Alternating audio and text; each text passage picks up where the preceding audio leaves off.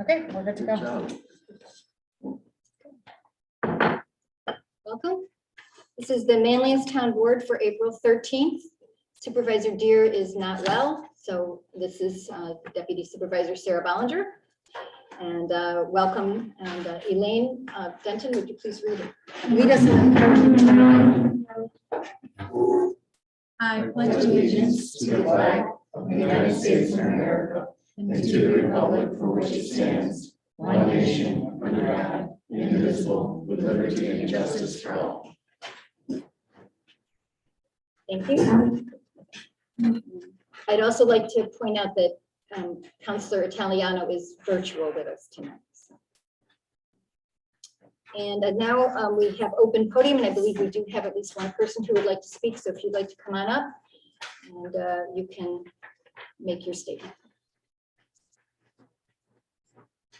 Please, It's supposed to be easy. say your name and your address, please. Jennifer Reed, 7372 Spring Mountain Drive, thank you, Syracuse. So I'm speaking tonight on behalf of the Fremont Meadows subdivision, the neighbors.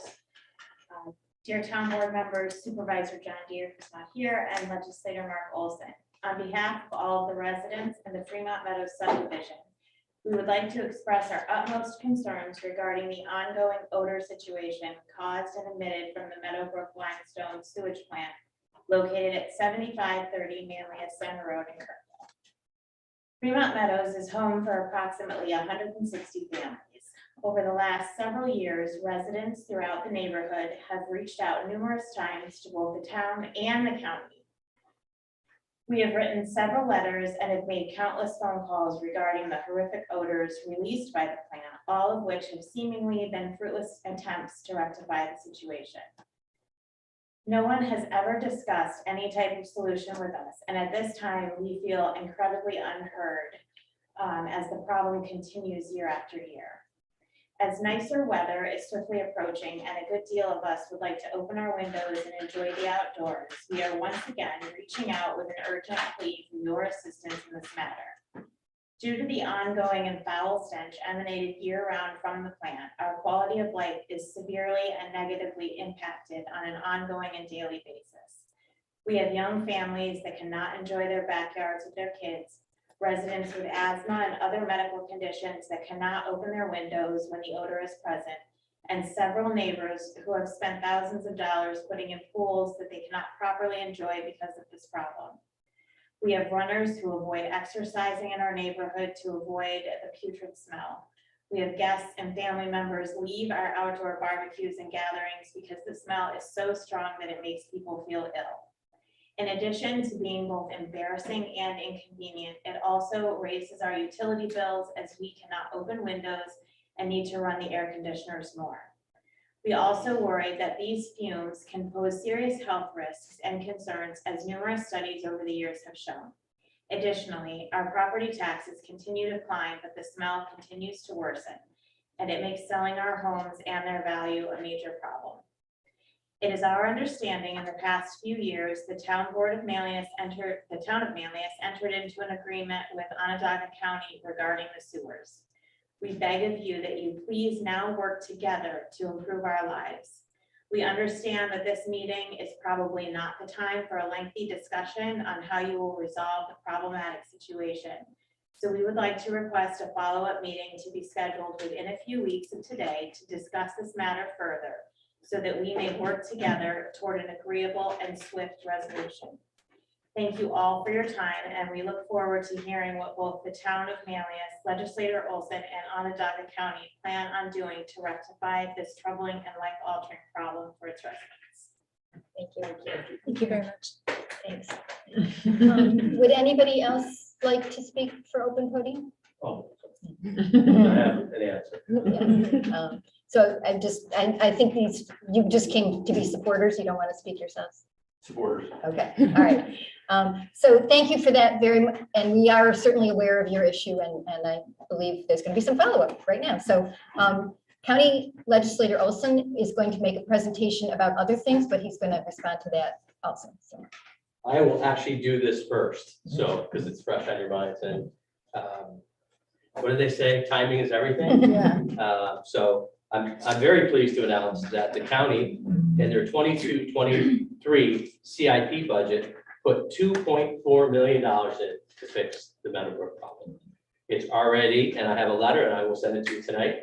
It was approved back in 21, late in the year, but I talked to Shannon Hardy today at WEP. Thank you for calling me, addressing the Meadowbrook limestone odors. As mentioned, we have a capital project that will include the installation of tank covers and odor control treatment to resolve the odor issues and complaints. The proposed system was recently installed at our Brewerton wastewater treatment facility, and we've had very positive results in reducing odors. We have completed the initial odor sampling testing in late 2021. Early 2022, we are working through an administrative step to advertise, hire a design engineer. That's $400,000 that's been budgeted for. And attached to the 2022-2023 or 2027 CIP, which is the county's way of saying they've approved $1.9996 million to do the project in spring of 2023. So I will make sure that I get a copy of this to John Deere. John Deere did call me. John and I spoke. John was going to reach out to WEP. We hadn't heard, so today I wanted to make sure before I came here, because I thought this was going to be important to the town board and to the residents. You are 100% right. This is a quality of life issue. And as a new county legislator, I'm glad that I was able to get this information to you and the residents. I will make sure that we get it out to you, but the county is on this and we'll be working to rectify this problem. So, and we appreciate and apologize for what you're going through. So it would be done in spring of 23 though, so we 23. still have this We summer. have to study it, we have to engineer it, put it out to bid, and then construct it in the spring. And the county takes some time to do things. So, but the 2.3 million has been approved in late last year as part of the CIP plan. So. And if you can give me 2 seconds, I want to just grab something because I forgot it. But it's the plan. Yeah. So I want to share this. So Deputy Supervisor Ballinger, based on what Jennifer said, it makes sense that we want to streamline communication and make sure there's an open line of communication between the neighbors and the town and the county. So is there something we could do to establish and get back to Jennifer about updates and, ways that we can make sure that if you're willing to help us circulate the information, we do it in a formal way when projects go on first. But I don't know exactly what But would I automatically would be. I think the same. Fremont Meadows has a group already of communication, right? We do. Yeah, so. That we could we use that? Would that be a So, great? so way I to- think we could, and because you mentioned the desire for a follow-up, so we could do some kind of follow-up Sure, communication. absolutely. And then we could use that, that mechanism that exists amongst the homeowners there already Sure. to share information, particularly if we have updates as this progression along, like to say, oh, they've hired the engineer, now they're moving on to the next step, something like that. I would also think you might be interested in the results of the testing. Yes. So that might be something else we could request from WEP to say, well, what is the thing that's in the air that I'm breathing? Yeah, that would be very helpful. Yeah. Thank you. And they've done those studies, so we can get that for you. Mhm. So here is the capital plan in terms of awareness for the county for 2022 through 2027. And this is page 136 as your project. So I will make sure you get that. But this is just something that I've had to review and go through and got the information. And you've memorized it. No. So, but 22.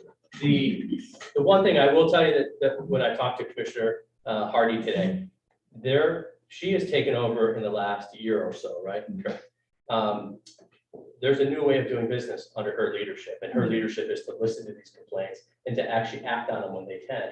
Before it was, oh, well, it's a sewer facility, it smells, nothing we can do. Well, there's solutions to most of these problems, and they're doing a very nice job of dealing with it. So they're asking for a little bit of patience to catch up from some of these mistakes that have been made or lack of service. But I said, can you do it any quicker? And they just, the way it works, by the time they get it engineered, designed, it'll take that long to do. So I appreciate your patience, but this is good news. Actually, I can give this to you now because I read it. So, Thank you so but I'll much. still email it to you so you can email it to your. Perfect. Thank you so much. So, any other questions on that from any of the council? I hope that was quick enough. So thank you very much for allowing me to come to speak. I just thought, Sarah, I apologize. It's just twice 1 week. It's okay. So, along with Mary Teskey. I thought it was important after 100 days or so, 3 months, to let you know what's going on at the county legislature that affects every resident in the town of Manlius. And I know I don't represent the village of Manlius, but it still does affect the residents in the village of Manlius. January is just like the town board. It's their organizational session. We pick a minority leader, majority leader. We have a new Dave Knapp was replaced, and we have a new chairman of the legislature, and Jim is that person. And then we were given our committee assignments. So I am now the chairman of public safety for the county legislature, and I'm on the Ways and Means Committee. So it's been a very good opening few months on those committees. We've done some good work, and I'm looking forward to working on both those committees. In February, we make the appointments to the boards, the different boards that all the county represents in Onondaga County. If you're not familiar with, but when you stay in a hotel room, there's room occupancy tax goes into a fund. We call it rot. So when you hear me say rot, that's what rot is. It's not rotting from the hotel room, it's the tax. So we gave Visit Syracuse $250,000 from the rot fund to help with tourism. If you listen to part of the county executive speech, the tourism business and the hospitality business was crushed by COVID and the pandemic, and is still feeling the effects of that. So we're trying to spend this money to help revitalize that part of our economy that was just decimated by the pandemic and the COVID. And so this $250,000 is an investment to hopefully bring back dividends, but more, as they say, heads in beds, and then go to the restaurants and go to these things. And some of the money goes to arts. We put money into the Jazz Fest this year. We're spending $250,000 or $125,000 at the Jazz Fest. It's going back downtown, and we hope that this money will help upgrade some of the activities in downtown Syracuse and throughout the county. We have asked for the ability to give some of the ROT funds, if it's available, or some type of fund to help local communities. So say Fayetteville does the Jazz Fest or the Syracuse Symphony, or Manoa does their thing. Can we help some of these communities? And there is a process that we're waiting to get underway to help these communities with that. We also accepted a grant from New York State to redo the boat launch at Oneida Shores. This is a very important park for those residents out there, and we got a grant to help with that funding. And then you don't read about it a lot, you don't hear about it in the paper, but we gave $300,000 to the Everson Museum to help with their plaza. They want to do more things out in the plaza that needed to be repaired. We gave $1.54 million to the Pettit Community Library. Libraries have become very popular, but they didn't have a lot of community space. So we got the money for them to put a community room on. We also gave the Gifford Zoo $2 million to put new roofs on the older parts of the facilities. All this money was part of the budget process, but we're now allocating the funds for that. We also, and I had mentioned this money, and the county has a lot of trees, so they put in $525,000 to treat the emerald ash borer. And I'm still scratching my head a little bit, and why do we bond for $525,000? Why don't we take cash? We have a $1.4 billion budget. I'm asking these questions, and I'm finding out that it gives them the opportunity to bond if they need to, but they may not bond for it. But the county is treating the trees that are viable, and they want to keep the same thing that the village of Fayetteville is doing, and I'm not sure if the town of Manlius is doing that or not, but last year I think we spent close to $30,000 on trees. So we think it's an important aspect to keep these trees. We shifted funds in WEP to continue to work on some of these things in our wastewater treatment facility. I don't know if anybody read, but we spent $30 million on the Oak Orchard facility to help with the chip manufacturer that may come in, or another manufacturer that may come in. If that doesn't materialize, we won't spend that money, but we authorize the money to do the upgrades for that facility so that we can make sure that we're ready to go ahead if that facility is going to be used.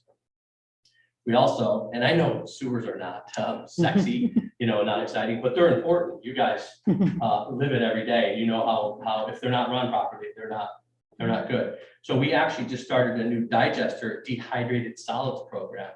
And this is exciting from the standpoint that we are now going to be saving taxpayers dollars on the waste, the way we dispose of the waste. And if we get it done right, and we can get it to a certain temperature, we can actually turn it back into a biodegradable product that can be put back into the ground and used in garden compost and things like that. That was $7.7 million, and I think it's going to be paid back if everything goes well in 6 to 7 years. So what happens now is at Meadowbrook, at the end of the day or the end of the week, there's this sludge at the bottom. They take it, they haul it, they take it over to Hiawatha Boulevard, they treat it, they put it in a truck and they haul it away to the landfill. Now we're going to dry it out in like a giant dryer. We're going to be taking that energy out of that dryer and reusing it, but then that is less, it weighs less. And then if we can't get it to that, where we can put it in the gardens or reuse it, it then gets hauled away at a much lesser cost because it's dried out and all the waters out of it and all the things. So it's very, very important. It's a very big project, and that was $7.7 million. And then we had $38 million for other projects. The Route 81 project is going to be taken care of, and that's going to get announced tomorrow, but we have to get ahead of it with some of our sewer projects in the city. We're also replacing a lift station in the city by VIP Structures, if everybody knows where that building is in downtown. Right now, I think of this giant, they lower it in and all the solids go through it and then they pick it out and they have to clean it. It's dangerous, it's old. So we're replacing that. We're going to redo the walls and we're taking these upgrades. It's important that we're doing this throughout the county and throughout, because everybody wants to make sure their toilet flushes and that they have water. It's that important. One of the big things that the Public Safety Committee worked on is we funded $4.6 million to new radios, mobile radios and portable radios for all the sheriff's department. How much did we spend to do that in the town of Manlius? Zero. Thank you very much. The town of Manlius Fire Department's got a grant, work together, and we got a grant from FEMA to do that through the hard work of the 4 fire departments in the town of Manlius. County didn't do that; they weren't eligible, so they have 737 portables and 173 mobile radios that have to be replaced. I worked with Captain Delisle, who near and dear to my heart. He was the police captain in town of Manlius. He was also a police officer in Fayetteville for many, many years. And he's now at the sheriff's department working this radio program. We were going to do it in 2 phases, but with the supply chain and all the issues happening nowadays, we're going to get it all done in one bid and put it up to bid and get it done as soon as possible. But we wanted to make sure that our sheriffs had the radios that they needed to make sure, because you can't get the parts anymore, you can't repair them. They're just that old. We gave the clerk's office $360,000 to do a digital upgrade on their software, and actually is going to pay itself back in less than 1.5 years. Yeah, so it's really exciting. And then we allocated $15,000 to the Special Olympics to help the Special Olympics because we thought that was something that was very important. Our March session is kind of our cleanup catch-all for the accounting system. So we cleaned all the accounts up. And one of the things that's highlighted here that I think everybody that our residents should know is the state changed the way they fund juvenile detention. So if somebody was under a certain age, the state used to pay 50% if they had to be put into a facility, and not incarceration or whatever facility they had to put in. The state stopped that, just stopped it. No advance warning, nothing. So it cost the sheriff's department $2 million out of their budget to pay for that 50% loss without any help from the state or the federal government. And it still hasn't changed. So we might have this same problem in this year. If we didn't have that issue, the sheriff's budget would have been fine. They would have been able to balance their books and not have any issues.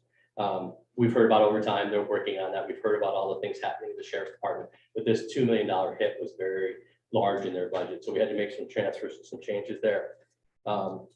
We approved, we're letting the Liverpool Fire Department use our fuel system at the county rather than build their own. So we're sharing services, even at this micro level of the Liverpool Fire Department.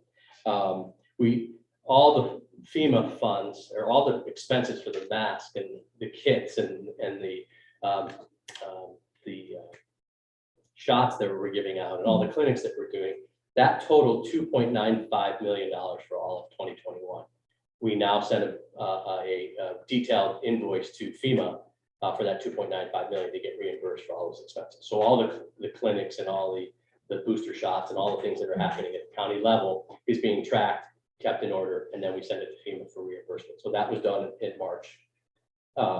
We are, with the help of Congressman Katko, he got us a grant for $1.1 million. The county put in $1.1 million, and we're going to be moving our emergency operations center for the county in the basement of the Civic Center to the Army Depot off of Old Electronics Parkway, across from the old Holiday Inn Sheridan Hotel.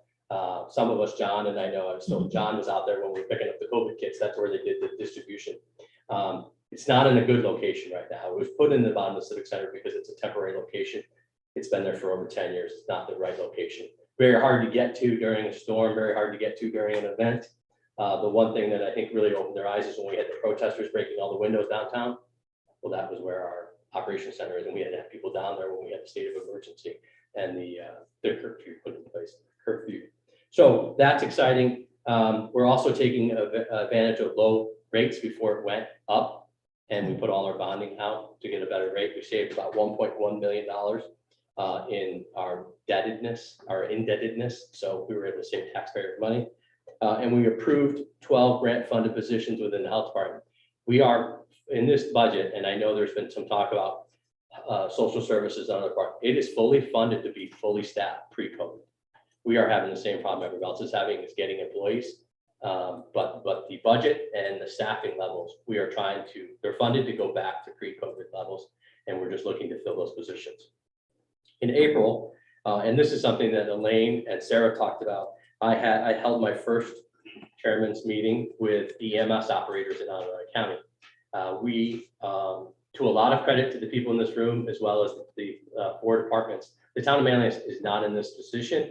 But if you read in the paper, there's an EMS issue in Onondaga County. The town of Manlius has done a very nice job and put their money where their mouth is when it comes to serving ambulances. We have 7 ambulances, ALS ambulances in the town of Manlius on the road at any time.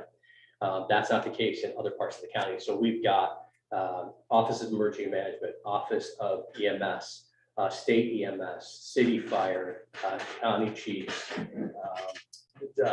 Director of Social Service, Stan Rooney, 911, myself, and then 2 other legislators, Legislator Chase and Legislator Ryan, to start this focus group on what can we do as a county to help other agencies and help this process, and in turn, help Fayetteville and Manlius ease the burden of having, and Manoa having going to the city. Before I got here tonight, we went on a domestic dispute on Townsend Street in the city. I can't tell you, if one of our firefighters gets killed, every taxpayer in the town of Manlius has to pay that salary for the rest of that person's life. Insurance, vacation, everything. It's called 207A. And I just don't think that's fair to the burden of the taxpayers of the village of Fayetteville or Manlius or Manoa or the town on those expenses. So we know we have an issue with EMS, but as a county, we're going to try to study this and figure out how we can help ease the burden. They talked about it in the meeting, the Fayetteville Manlius protocols, which Elaine and I know you and Sarah know. We go to the hospital, we give them 30 minutes and we leave. The county just adopted that countywide. They said they call it the Fayetteville Manlius rule. So now that the ambulances are going to the hospital, they're giving the ERs 30 minutes, and after 30 minutes, they're leaving. At last count, a city ambulance waited 3.5 hours. It's wrong. It's wrong. It's not right. And it's not 100% the ambulance fault. It's not 100% the hospital's fault. It's the system, and we have to figure out how to fix that system. But we're starting. This is the process that we're starting. We moved all the Job Plus program from OCC to the Civic Center. And this has been a joint venture between OCC and the county. It's actually going to save taxpayers money, but it's also going to be a better service. The people at OCC think it's going to be done better. The people in the county think it's going to be done better. So we're moving those over that transition period. I'm pleased to announce that we're meeting on Friday at 9 to cap the gas tax. Right now I have a chart that says at $4, it's going to be at $4. So let's just say it goes to $4, and what is it today? $4.35, let's say. If we do that, it would save the taxpayers on an annual basis 3.5, almost $3.6 million. So, and that's going to go all the way through February. We're going to put it through February 28th. So we're meeting to adopt that. We're going to get a little more information, but I got the chart today. At $4.65, and I hope it never happens, it would be $5.8 million. So it's a large number to save our taxpayers money. So, and I couldn't come to the last meeting. I apologize. I was at the State of the County for the solar. You guys had your solar meeting. I apologize. I was at my first one where I got to sit and actually in the front row and listen to the thing. But I did want to make a comment. There was a comment made by your attorney that the county has approved the solar. I just want to make sure that we understand it's SACWA, not the county legislature. It was county agency, but not the county legislature. And I just, because I've gotten a few phone calls from residents saying, and I said, well, hold on a second. You know, I think Tim just said county, but he meant to say SACWA. And I think I know I'm correct in that statement. So Yeah, and just to follow up on that, they didn't approve it. They said there will be no countywide impact. but it's not, it didn't come to the county legislature. No. So I got many phone calls and I said, no, I'll make sure I clarify. I it. apologize. You have to be more careful with how I Yeah, represent. this thing behind us or in front of us, yes, so.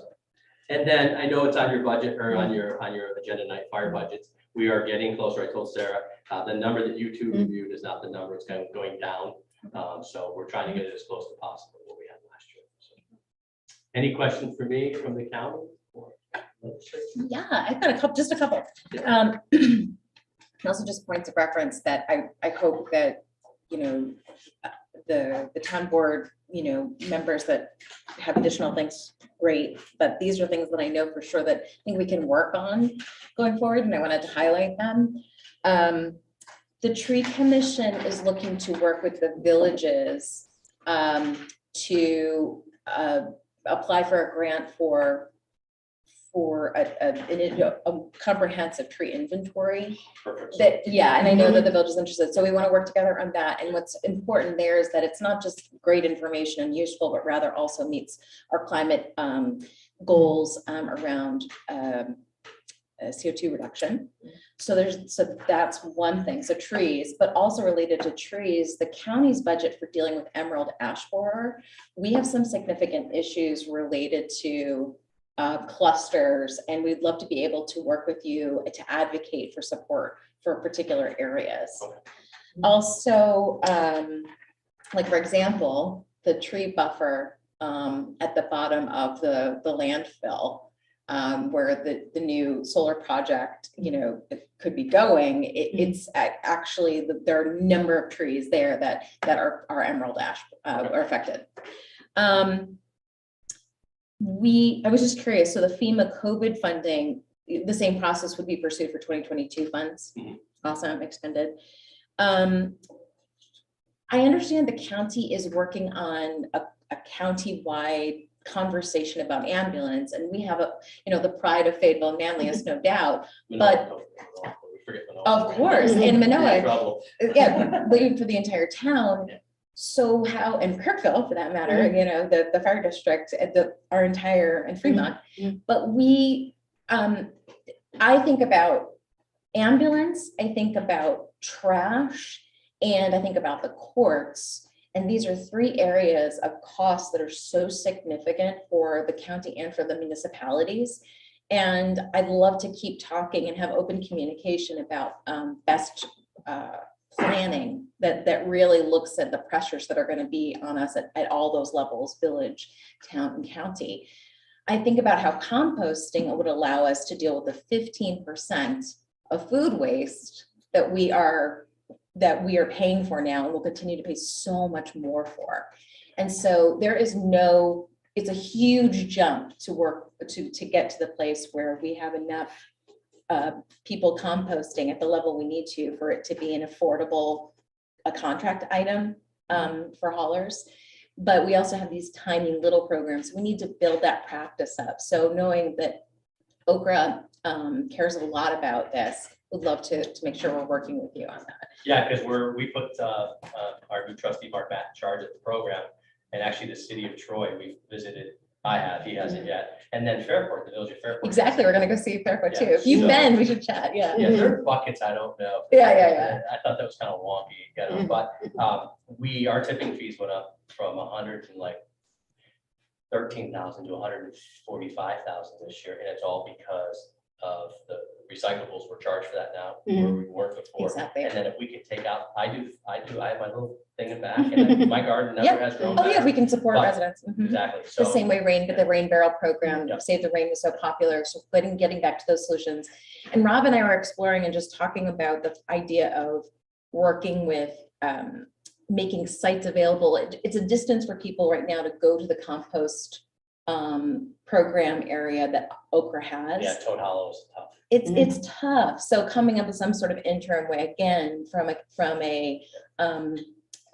district perspective. We're looking at maybe doing it where we haul it, where we do right now we do hard fill once a month. Mhm. We might do it twice a month and then haul it to Toad Hollow. That could be great. So love to stay in touch about compost. Pat has been, it's been on my list for 2 years, and I had to take it off because I couldn't figure it out. I Mhm. literally could not figure It's it out. really tricky. And then I was on at NICOM in the city of Troy, she got an award for it. I'm like, thank you, bingo. So, I would say also, when it comes to Limestone, Meadowbrook and Aqua, we definitely made the commitment to the county to, trust the county's plan. And so we are definitely going to continue to advocate through you and through, the town supervisor too, to make sure that we're getting that information about what's happening. But that was really, I just want to reinforce, it was really helpful to get the update about this particular project. But overall, we need to make sure that we get those updates because they weren't happening before. yeah, and I did talk to her about Limestone. It's a resiliency program that the county is not part of yet, that we're applying for. And part of it's going to be a butternut in the town to do it as part of it. For some reason, Limestone wasn't included in it. So Shannon Hardy is looking at that because we need to get, we talk about flooding a lot, and Rob and I talk all the time. I know that there's municipalities that say, well, it's not my issue and I'm not going in there and getting it. It is all of our issue. It is, the state is not coming in to take care of this problem. They're not going to do it. They're never going to do it. And so if we can keep water moving and keep it flowing, we're not going to have as many issues at Meadowbrook, because right now what's happening is the water goes up, it backs up into the plant, and it spills over, and then we have an issue. So we've got to figure out a way to get these creeks cleared up and cleaned up. And can we go for a grant? Can we go to FEMA and ask for money? The DEC will help us. There's all these things in it. Yeah, we've had a nice conversation. I bet. It needs to be done. Yeah. So Manlius has done some things. We are always constantly doing what we can. And I know Manoa, but it affects, what I mean? I get the call from Rob and I get the call from the Manoa mayor saying it's coming. And then it comes to us. And then I call Paul and say, Paul, it's coming to you. It's a problem. We can't ignore it. It's got to be taken care of. Thank you. That's really And we have infiltration issues with the storm sewers too. We're getting, so before it even gets to the creek, it's coming out the manhole, which is not what you want. We have 3 spots in the village: Mechanic Street, Barker Lane by my house, the neighbor, and then there's another one. Once we get done with those 3, which we're going to work on this summer, what are the next 3? It's just, I'm glad you guys are working on it. So. Yeah. I did forget to tell you, so I've been getting inundated with reading. This is the capital plan, so I'm supposed to go through 157 pages of that. Here's the soccer feasibility study that I'm reviewing and going through. OG, which is Guns Against Violence. They met with our public safety committee. It's very interesting, and they're looking for some resources and some help. There's a private developer. It's actually in the town that's looking at doing some type of sports complex. So we're kind of trying to talk to both of them. Going through the 2022 $1.4 billion budget, 81 is hitting, so we've got a lot of information. I'm not a fan. I'm not. Okay, So, thank you. but I've got to study it. And I got to look at it. So I'd be just happy want to let to. you know. Do you want to tell the folks that are listening what you held up? And I have a feasibility study. Mary knows, but Yes. so, but there's a feasibility study. I'm just not there. I'm not there. And when it was brought to me, and it tugs at my heart, we have the highest poverty rate in the city of Syracuse, so we need to do something. I go back to IC Church when they did their remodel, and the priest said, I feel bad. I asked you for all this money to remodel our beautiful church even nicer, and there's people that don't have food and can't eat, and don't have shelter and don't have this. We have a chance to change, whether it's lead pipes, whether it's lead paint, whether it's poverty, something to do groundbreaking with 85 million. So Sure. And 250K to visit Syracuse is a more appropriate approach to tourism. Yeah, we're trying to get people, that money and that sales tax helps Yeah. with all these programs. If Yeah. you look at the 1.4 billion, 800 million of it's social services. I think that you look at something like is it Hopkins Fields or those, that program, and you can have a lot of constructive conversation about the options, because I listened to the legislators talk about, I think Julie Abbott talked about how she'd been at so many of these tournaments. She could imagine, what would make a real difference. And I understand that people are interested in the way that the fields can make a difference with hotels and things like that. However, you dug into it, and that's why the feasibility studies are so important. And she said, so there's no cover, There's no, I'm looking at it and thinking about the experience there. Where's the playground for the younger siblings? I mean, there were things that people were ready to offer and talk about just in that room. So I know that the people will give us really good feedback for all of these plans. And so that's why I think it's so fantastic that Mary said, we need these feasibility studies to be public and more public hearings, more time to talk about this. The other thing is, I have a list of ideas that over a weekend, I felt so jammed up by hearing about just this plan that was sort of for an aquarium in the Inner Harbor that was just sort of announced. And so I polled family and friends, and we came up with a list of other potential things that feel more grounded in who we are and would benefit even all of us living here in a different kind of way. So I think that it's important. I appreciate the idea of advocating for assets that draw people, but assets that will be loved and used regularly by everyone too. And so anyway, I think I know all want to be in contact about all that. It's a lot of money. Yeah. So thank you so much. No problem. Any other questions? Did you give her a question? Sorry, I really hijacked that one. Thank you. Sure, I just wanted to, my ears perk up with fully staffing the DOH to pre-COVID levels, of course, that excites me greatly. And I just wonder if you could have any sense of aging and long-term care and how much is going to those services, because here in the town, we're huge consumers of long-term care and county-funded long-term care. So that department has seen some pretty significant cuts. And, to pre-COVID levels, it was kind of not even good enough. So, But the data doesn't back that up. They have data that shows all the information of how many cases each person's dealing with and the levels that they went back to support the data, when you guys and the technology is amazing, their data that they have is incredible. PeopleSoft software, and it'll give you, because I asked the same question, should we be here? Or should we be here? Or should we be here? Where should we be? And they say that they're right sized for the data and for the amount of people that they're serving and the amount that they're working through. Just to say we want 100 people because that's what we had before, that doesn't make it right. You have to prove that you need that many people, and they're up, and they were fully funded in whatever they requested from that department in 2022. And I didn't vote on the budget because I wasn't in office yet, but they were given what they requested. They didn't cut the budget, they didn't cut staffing, and they did add positions. okay, well, there's demonstrable need, and we can get into data back and forth, but so as a special request for me, it would be, I'll ask for that forever for the next, more funds for that department, for those services specifically. Better than pre-COVID levels. And the mental services, and everything that's going on. Without a pandemic, I'd be asking for the same thing. Alyssa, did you want to add anything? Okay, thank you. So I really appreciate that. I want to just say that this has basically been said, but we'd really like to coordinate. As you know, we're doing comprehensive planning. We want to coordinate our plan with whatever, and the county is also doing comprehensive planning. And we want to make sure that we're not duplicating, but we're making sure we're synergistic with whatever is going on there. So, the court, we're having the conversations. We are. That's right. Yeah. We're having that conversation. We are. Trees.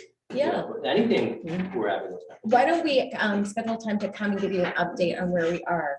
I think, Sarah reached out. Great, I just have to. we were just working on getting the schedules. So that's good. And then I just lost it. But yeah. So thank you very much. I know where to find Thank you.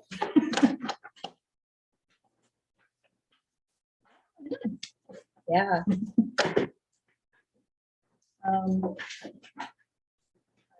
We also have Sorry.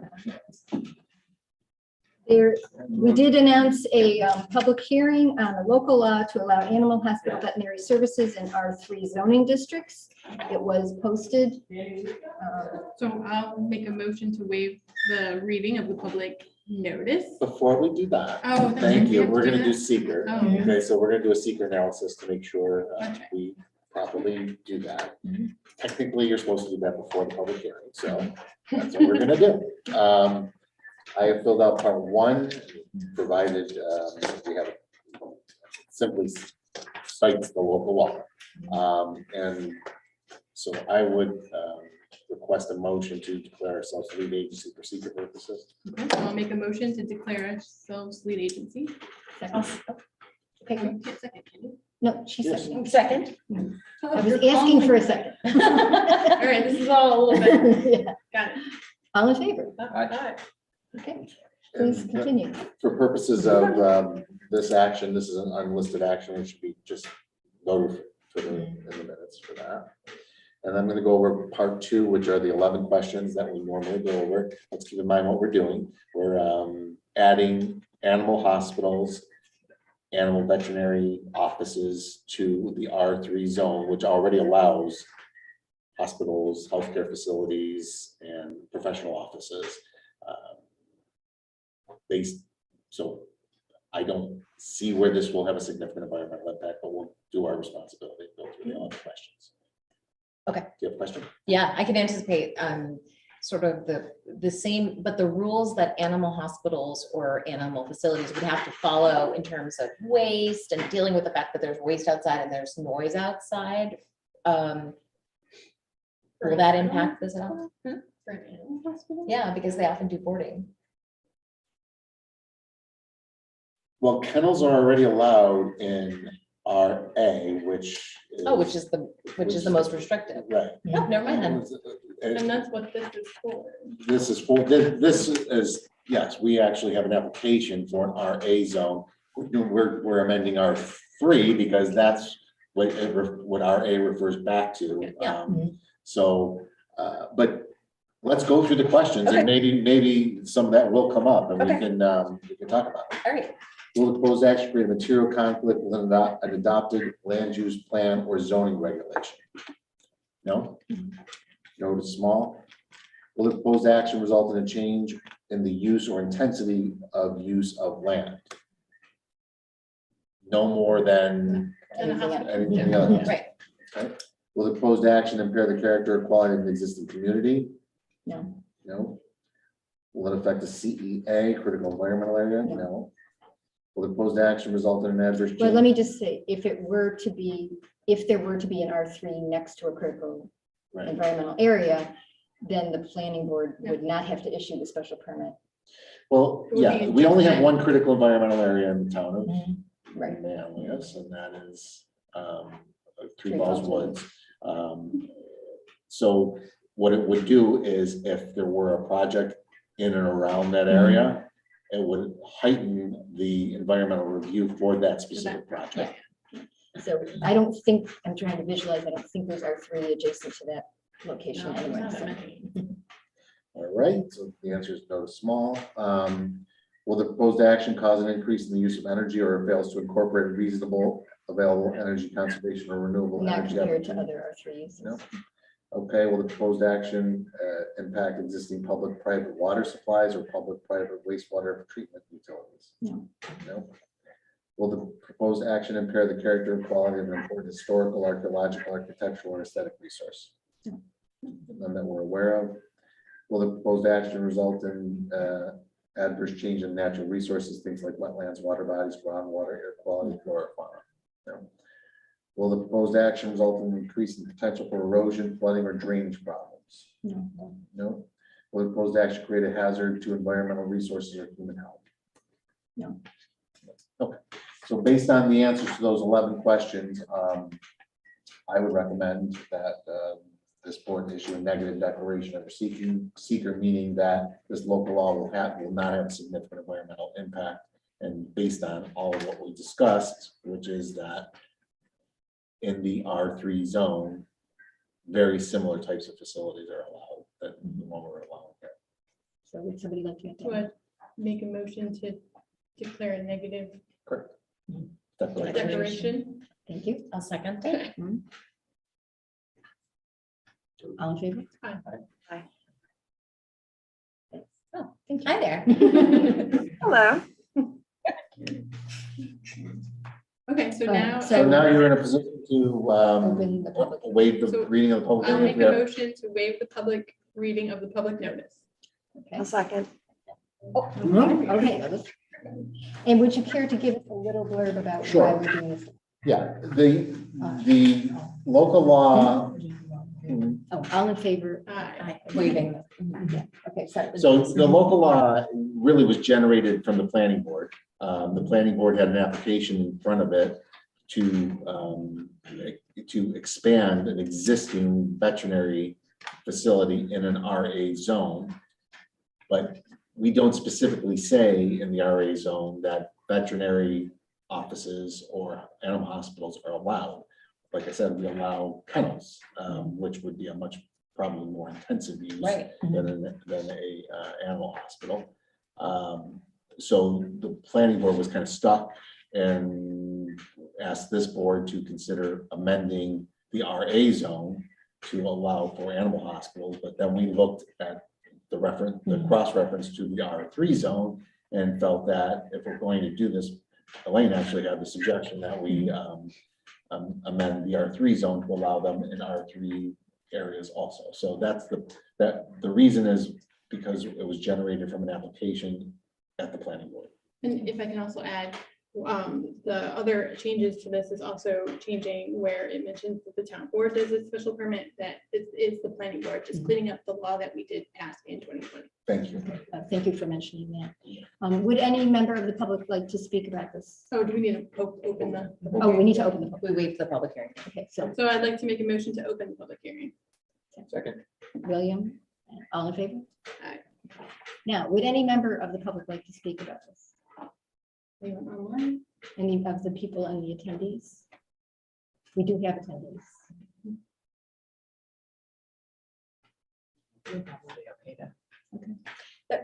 Questions? I have a question after the public. Okay. Do we Would make you make a a motion motion? to close the public hearing? Maybe a second. I'll second. Thank you. All in favor? Aye. Thank you. Parking is the difference, I think, between in the animal hospitals, between maybe the kennels. And a kennel is a place where you drop off and pick up, but it's not, as much intensive car usage and parking. So that would be the only. But it's piece. not, because hospitals can already be in R3. So Right. this is so an animal hospital versus a human hospital Yep, is the okay. difference. Great. Just confirm. And of course, there will be a site plan special permit Same. process that they would have to go through if there's a specific Yeah. animal hospital or veterinary facility that would be proposed for the R3 or R8. Great. The planning board is in a great position to figure that out. Thank you. Anything else about that? Are we So, ready to? Mhm. Okay. So I've prepared let me be clear, we did hear back from the Onondaga County Planning Board, and they have indicated that there will be no inter-county-wide impacts from this zone change, so you're free to act as you deem appropriate without a supermajority vote.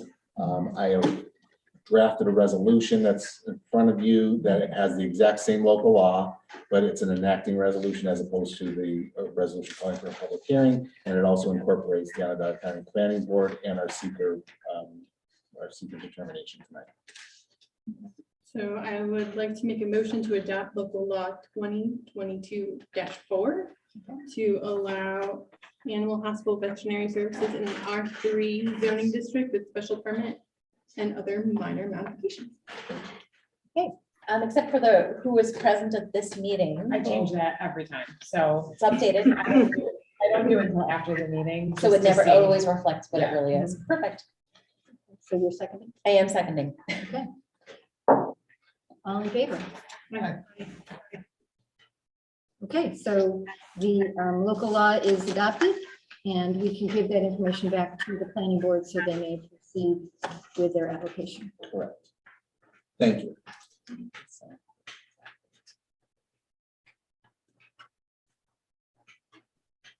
We now move on to number 6, which is engineering, and I actually have an update on that. What about the opposition Resolution, to holiday holiday hunt. hunt? Oh, Number 6? I don't know where it is on yours. Oh. It's always been in there, but okay, I have it after that, Ah, but it doesn't matter. I'm happy to do the resolution. Okay, so we also have a resolution with regard to holiday hunting, and do you want to comment on that one at all? Sure. We got a speaker. Yeah, last year, the state Department of Environmental Conservation extended the Deer season. authority to hunt deer through Christmas, 2 weeks, I think, around Christmas. And we have heard from a resident, I don't know, the resident of town of Manlius or? And we also got some letters. Okay, who are requesting that we pass a memorializing resolution, essentially requesting that DEC reverse its decision to allow holiday hunting for various reasons. The primary one is people like during this holiday season to go out and walk with their families, and they don't want to be at risk of exposure to people who are hunting at the same time. So it simply tells DEC that this board would like them to reverse their decision to allow holiday hunting. Yeah, it seems like it was a really ill-advised sort of, there are both sides, both conservation sides and both the hunting folks and the people who enjoy sports and Sure. recreation all think that it's a terrible, Yeah. terrible idea. Mr. Rubinsky gave a compelling presentation Yes. on why this should be opposed, and representing not just himself, but a number of outdoors Yeah. activity groups. Since that meeting, I took it upon myself to ad hoc poll every hunter that I know, and they are all also Same here, agreeing yeah. that this is not a good idea and it shouldn't be happening, and basically verified everything Mr. Rubinsky's suggestion stated. Mhm. So we tried to summarize that in a resolution. So this resolution would, it gets sent to the DEC. And then, I mean, I know they're advocating for counties to opt out, but the state has to allow them to do so. As far as I understand. Yes, that's happening, that hasn't happened yet. So this is just going to the DEC. And they were working, this is something actually we could check in with and make sure that the legislator knows we're doing too, as a reminder and to talk to the county executive about it. Hunters shared with me on this topic that it's really not a good solution to patchwork, have different municipalities opt in or out of this. And Yeah. the ultimate solution is to demonstrate to the DEC, the populist, the popular opinion that this is a bad thing, and please Yeah. don't do it. So our resolution makes that plain and clear. Yep.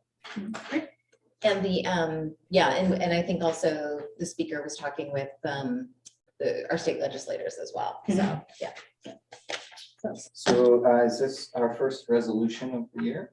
This Is board? it number one? Number one. Probably not. Probably not. We don't number our resolutions like that. We do number our local laws, but we keep a list. In any case, I would like to make a motion to adopt this resolution as prepared by the town attorney to state our opposition to the holiday hunt and share it with DC and the county. Each of you has the resolution in front of you. A second? Thank you. Any questions or discussion? I will just vote. Okay, all in favor? Aye.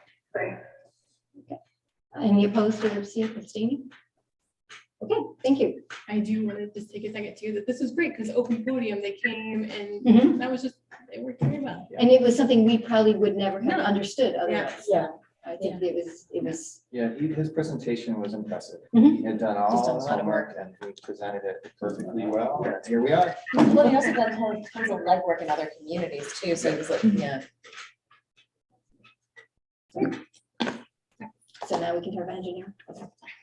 So we have, as was presented to this board previously, we had put out for responses for somebody who is willing to do some work on our Enders Road drainage issue. We were able to piggyback on a county contract for that, so we actually didn't bid it independently. We worked with the county with Precision Industrial Maintenance, Inc., which has made a proposal to provide cured in place linings which is where you squirt it in and then it hardens inside the pipe underneath Enders Road, underneath the parking lot of the school, and then going out through the back. There are 4 components of it. The estimated total for the whole project is $227,341.29 for the whole project. The issue at hand is the district number 3 has this much money. It has about $500,000 right now, so it can afford it. The benefit of doing the whole project is A, get it done.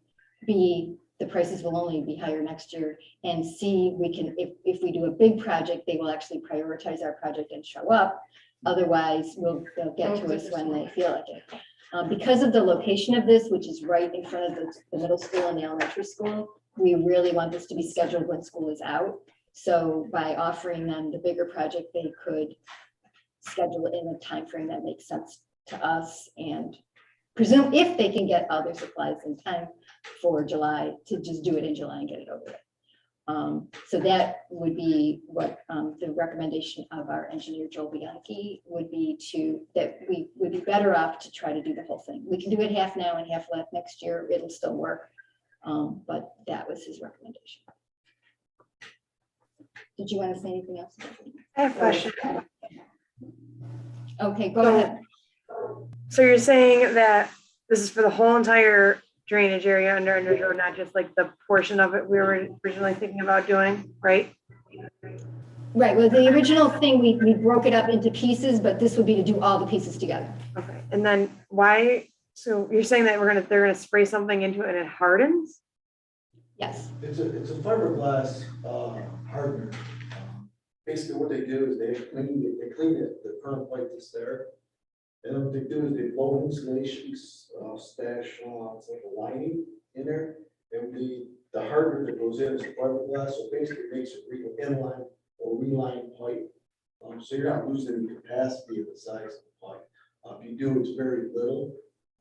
It's been something that's been going on probably for the last 10 years. Several municipalities. The big saving factor of it is you're not tearing up parking lots, you're not taking up, granite curbing, and you don't have to worry about the traffic control, all this stuff. Above ground is everything basically underground. So, and then the fact that you have to haul the material away, put new pipe in. So there's a lot more to the cost of basically tearing it out, replacing it. Usually, it is to do this reline or reline. Well, you answered several questions. The next thing I was gonna say, were we talking about something where we have to dig stuff up and relocate it and then put it back in the dirt? Yeah. But now we don't have to do that with this? Oh, that's saving that whole process of tearing everything up, tearing the parking lots out, replacing the asphalt and all that. Okay. We talked about piecemealing this project together, doing under Enders Road and then a certain section underneath the school parking lot.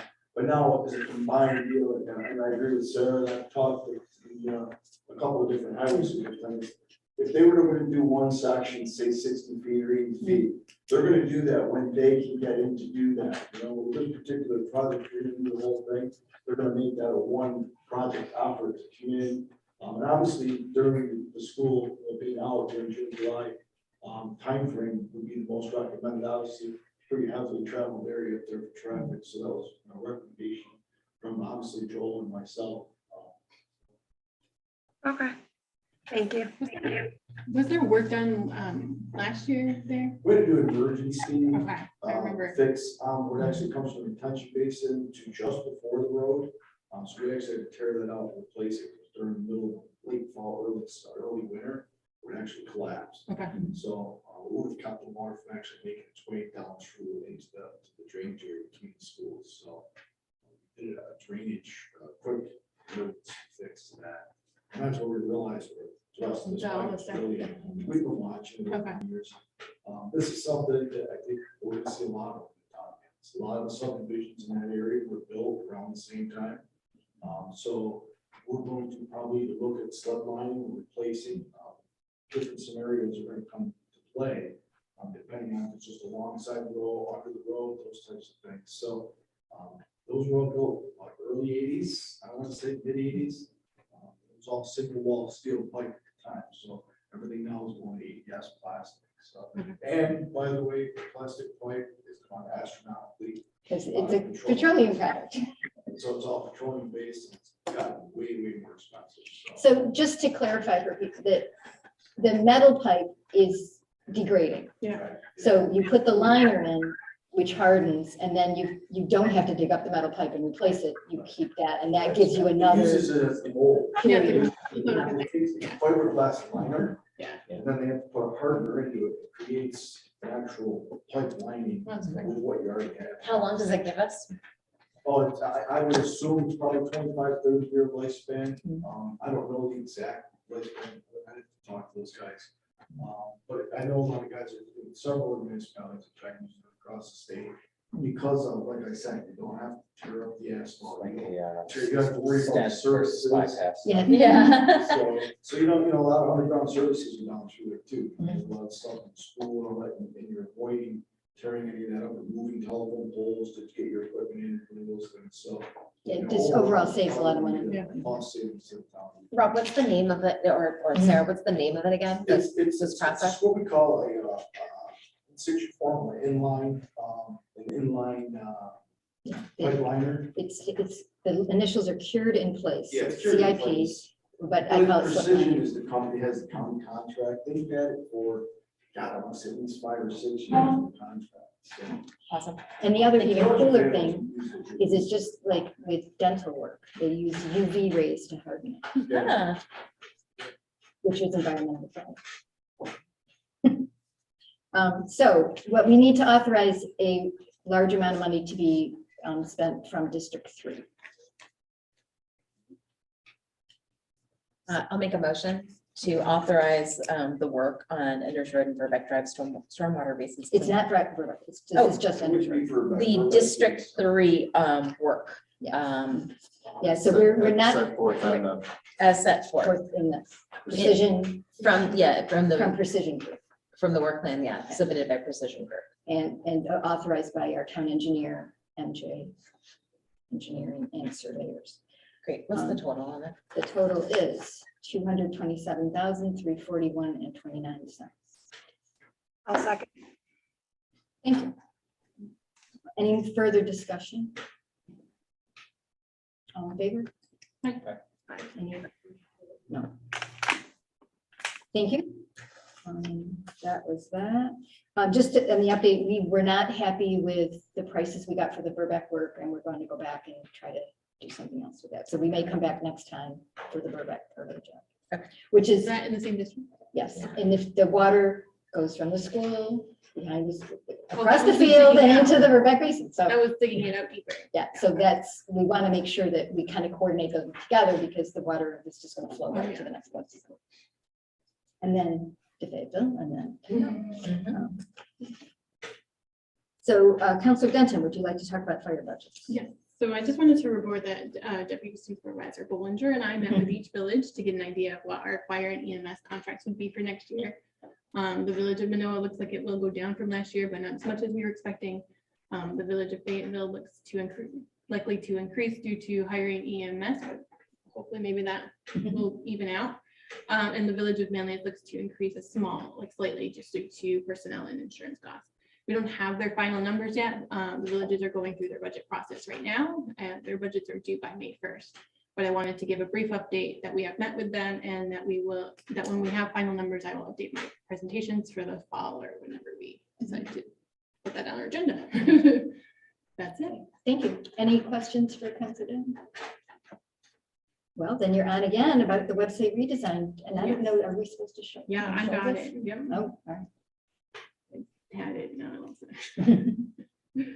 Okay. There we go.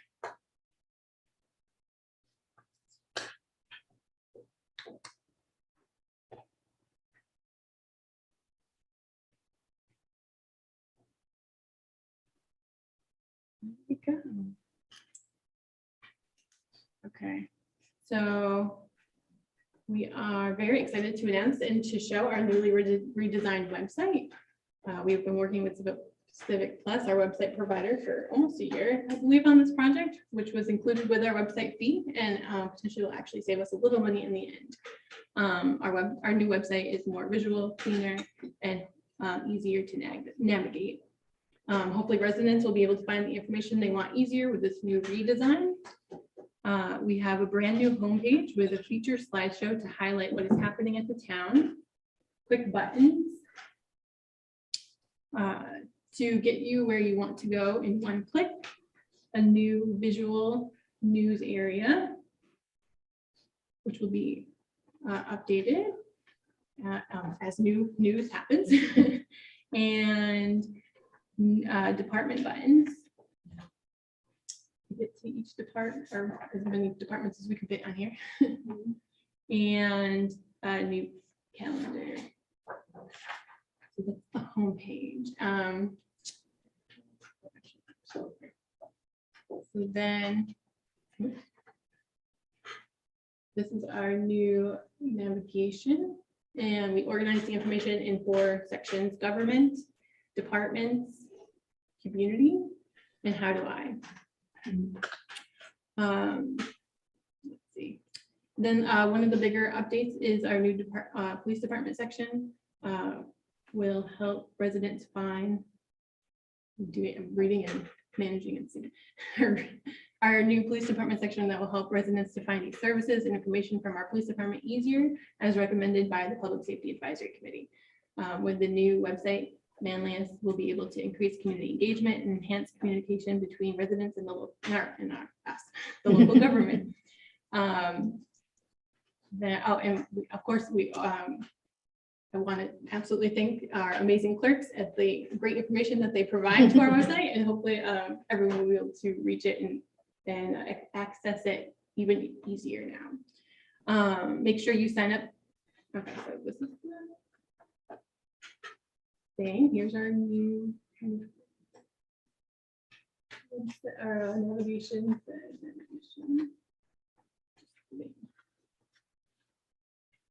So lots of information. Go check it out. And then make sure you sign up to stay informed with us. You can enter your email here, and then you are able to go back in and click any list that you want to be up to date on. Comprehensive planning, sustainable Manlius, town news.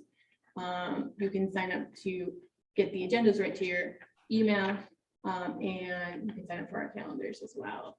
And there are still many pages that we need to update, but this is a big step, and it will make it easier to make addition. Oh, what did I write? Skip the part. So anyways, something I like to say is that a website is never done. There's always more you can add, improve, and update. So if you would like to share your thoughts about the new redesign of the website to help us continue to improve your online experience, please send me an email. My email is e.n@townofmanlius.org. And yeah. Could you show people where the YouTube is? Sure. That is right at the top. We can get to our meetings.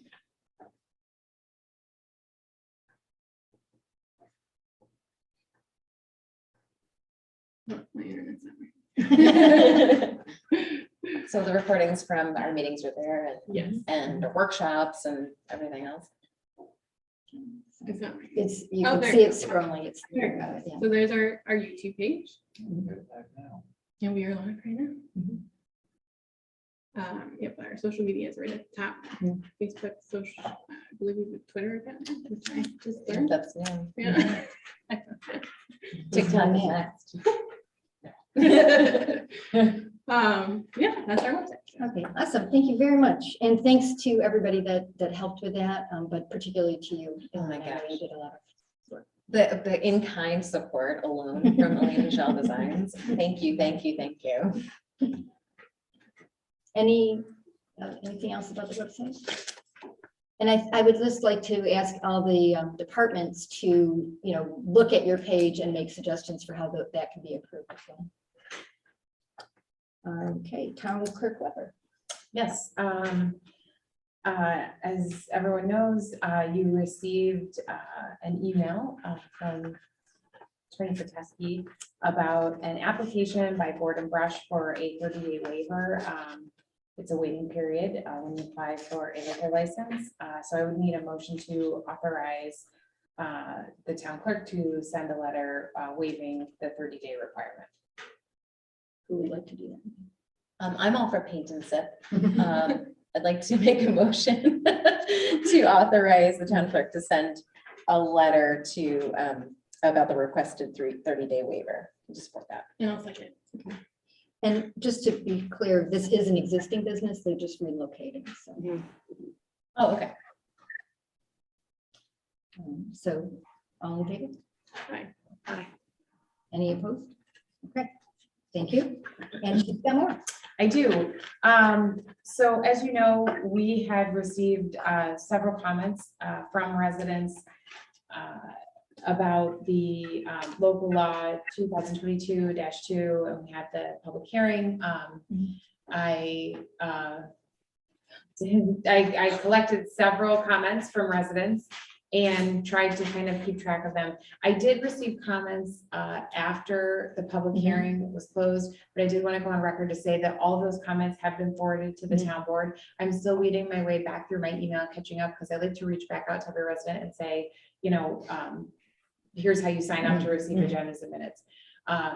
Another item that has come out of that is we have created a new email, which we will kind of be promoting and sharing, which is townboard@townofmanlius.org. And that is how residents will be able to email the entire town board all at once. Because that email address obviously forwards to all of you. I will also be CC'd on that correspondence, just so I can keep those things in the record as well, and then reach back whenever it's needed. The public comments, I think at this point going forward, will all come into the town board at townofmanlius.org, but again, I'll be CC'd on that, so it'll all be maintained in the record. And then of course, residents are so welcome to send any of the communications that they want to me as well.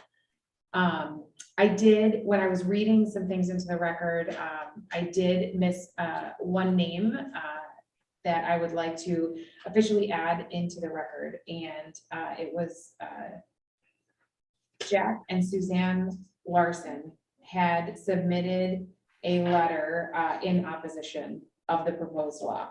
It was forwarded to the town board, but I didn't read their name into the record. So while the town board did have it, I've now done that. Thank you. And you have one more. The town board has in their packet, there is no action required on this, but we did receive another 30-day waiver, or another 30-day notice for a liquor license for the renewal for Crossroads. And I will also be sending that to our chief of police as part of the process. He's actually on the meeting as well virtually. And so if we have any objections, then we would at that point object. You said you'll be forwarding that to me? Yeah, but we haven't had any, I can't think of the time that we've ever had objections, so. And that is it. Thank you. It's not on the agenda now, but we could, should we do the same? You don't have to do anything for that one. Oh, it's all set. Yeah, it just, It's renewal. some of them come in, you actually don't do motions unless they ask for a 30-day waiver. Thank you. Right? Okay, now we're up to committee reports, so comprehensive planning, Councilor Waters. Sure. We are rolling along on our schedule. We're very busy this month, and that includes our another full steering committee meeting, and also another stormwater meeting, and early May. And another core meeting, and then early May. Another core meeting, and then May 3rd, which we'll get information out about this as long as we can confirm some essential folks. We're going to have, and thank you very much to Councilor Nicholson too, and to Councilor Denton for her pre-work. We're going to have a conversation about bike and pedestrian usage experience in the town. So those are the highlights, and we're going to be at Earthquest on April 30th at the Fayetteville Free Library. We're going to have our brochure updated, and our steering committee will be able to help distribute that too. And we have lots of surveys still, actually two sources of surveys. One is the cell phone mapping survey that you can take about your experience with any dropped calls. And then also our regular page within the website, within Civic Plus, their comprehensive planning page that allows you to do short surveys on different topics. Great, thank you. And sustainable Manlius? So we have Earthfest coming up on April 30th. So join us for Earthfest 2022 on April 30th from 10 to 2 p.m. at the Fayetteville Free Library. You can learn how to electrify your ride home and more at Earthquest. Visit the Drive Electric Earth Day EV Row, where you can see a variety of electric and plug-in hybrid vehicles and their owners. You can meet with local organizations who will offer great educational resources and volunteer opportunities to help make our community more sustainable and eco-driven community. Connect with local business owners and learn how their business is striving to help our community reach our sustainability goals. And the members of the Sustainable Manlius are really working hard on this event, and it is amazing what they are all doing. And this, I'm really looking forward to this event, and I hope to see everyone there. Oh, and you can RSVP, volunteer, and sign up to table on our website. Awesome. Thank you. So you're still accepting people to table? Yes. Oh, someone asked today, so that's a good one. Great. Thank you. Okay. All right, so for the supervisor's report, I do have a couple of items to share with you. We are looking at an application for the shared services grant that the state put out on, but it has to be something that was in the county plan. So we're exploring whether there might be a way to support the Sky Ridge Water District through that, which is in the county plan. So we're looking at that, and that the subgroup around that is meeting on the 22nd to explore whether that option is realistic. We have also shared that with Congressman Katko with regard to whether it would be something that the federal government would also help with funding. In addition, we wanted to announce the idea of doing public workshops. We did do one around the inland port, which I guess was 2 years ago. But with the idea of, the idea of doing a public meeting on a single topic that's not at a board meeting. So to give that time to a topic outside of the normal schedule.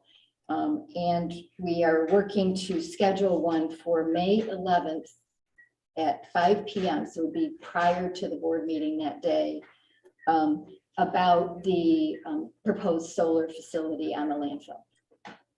So that would be open to the public. The public's encouraged to participate, and we would, the operators would come in and explain what they're actually planning to do. So that would be, so we're shooting for that date of May 11th at 5, and then we're thinking we would do 2 or 3 more over the course of the year when bigger things come up, that we would be able to have a separate meeting that was just about that, whatever the project was. Do we have to do a motion for me to publicize that? It have to be publicized, right? Yeah, absolutely. So we're essentially holding a special meeting, what we call a workshop, for 5 o'clock. May 11th. So do you need a motion to? Yeah. Yeah, make a motion to schedule that public hearing, please. Not hearing. I'm sorry. Public workshop. A public workshop, a special meeting that is a public workshop. Yeah. I will second.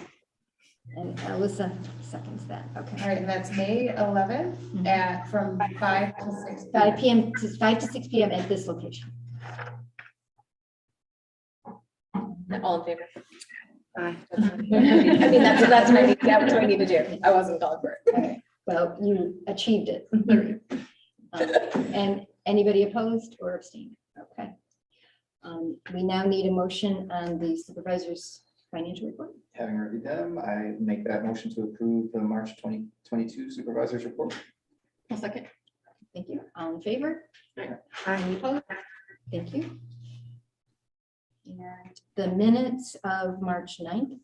And I just want to say something about the minutes. So what I've been doing in order to give you guys time to review the minutes, you know, especially with the busyness of our office or the length of the meeting, so it won't always be this way, but I get the minutes out on the website in draft forms. They are posted so the public can review them. You just haven't approved them yet. There is no requirement that they even be approved, but we do it. And so because we are not behind because it is March 9th. They're out there, they're available for the public to review. At the next meeting, you'll have the March 23rd and then the special meeting, and quite likely, depending on what we have going on these. So there will be 3 sets, but again, they're out there for everybody, even though you haven't approved them yet. And I'd also like to point out the notes from the clerk for both this board and the other boards. For people who are following along, that's a really quick way just to find out, did my thing pass or didn't, you know? So I think that those are a nice addition to our communication. So would anybody like to make a motion about the minutes? I'll make a motion to approve the minutes from March 9th. I'll second. Okay, thank you. Before we, I just want to, or before we all vote, I just want to say that you need a Pulitzer for the writing, the work they've done in journalistic integrity, and thank you so much to everybody, to the whole team, but thank you, Allison. All in favor? Aye. Any? Okay, thank you. And abstract number 7. Supervisor, I'd like to make a motion to approve abstract number 7 in the amount of $347,361.03. And of course, the big whopper this time is of course the health insurance. Second? I'll second that. Thank you. All in favor? Before we do, I just had a little discussion.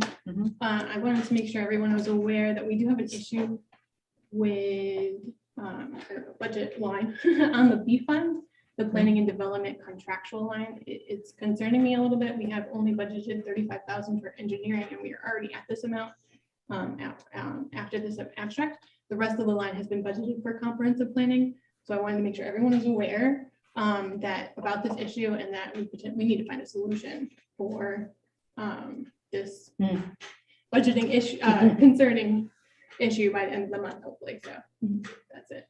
Okay, thank you for sharing that. And we have identified that with the finance committee to follow up with that issue and see where we can go from there. Great. And I just, because with the comprehensive planning too, I want to make sure there's enough money Right. in that line for that, because that's where that money's supposed to go. With this additional. And there's also a grant for comprehensive planning and sustainable Manlius that has to be appropriately spent. So Right. we have So to we make have to sure. watch that. Coordinate those. Yeah. So, all right, so thank you for that. Yep. So would anybody like, we already did that. So William and Heather, so now Yep. all in favor? Aye. Any opposed? Thank you. Any other business? I'd like to make a motion to adjourn the meeting. Oh, I'll second. Okay, all in favor? Aye. Okay, well, Bye, Melissa. Bye, Alyssa. Good conference. well, Rob, I didn't